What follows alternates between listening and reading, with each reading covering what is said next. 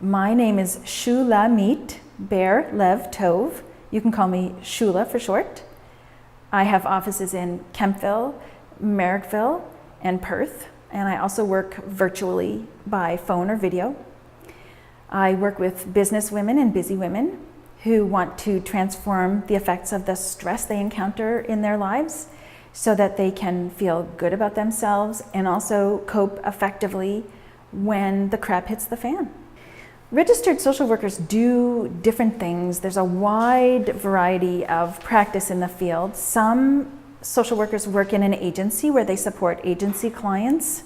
So they might do a case management function where the social worker at the agency knows all the different resources that are available in the community and can support the person in identifying what their needs are and then connecting them with the appropriate resources.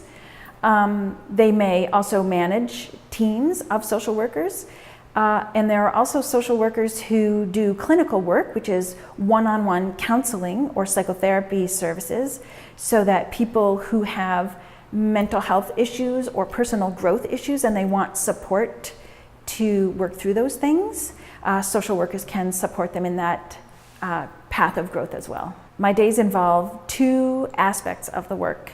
I do direct work one-to-one with clients to work on their personal growth or mental health issues.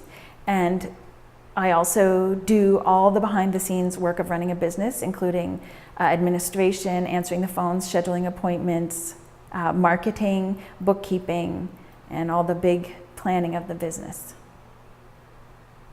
So my day starts with self-care. That's like I have to have a solid foundation because of the nature of the work I do. It's very, it requires a lot of presence and it's emotionally intense. So how I structure my morning, even before I get to work, is really key. I make sure that I have some exercise, I have some quiet time, some time outdoors, and I work also with essential oils to support myself and peer practices. So although my work day doesn't officially start until 9, usually the first from 8 to 9, I meet with a peer and we do peer support, and I do that 4 days a week, sometimes 5. Then I will sit down at my desk and look at my day. I make a plan. I look at my schedule and I look at my plans for my marketing and administrative issues and map those out. Then I execute many of those tasks in the morning. Usually I commute then to my office, and at around 1:30 I start meeting with clients. I see clients until about 6:30.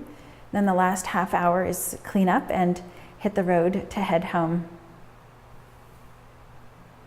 The most important skill from my point of view in this work is presence, is the capacity to sit with whatever the other person brings. A second skill is being human, being fully present as a human being, really being with the person, listening to them, paying attention to them, letting them know by words that I'm hearing what they're saying, like telling them back what they're saying so they know I'm paying attention and they know that I care. So I think paraphrasing is also a third skill. So presence, humanity, and paraphrasing are 3 key skills.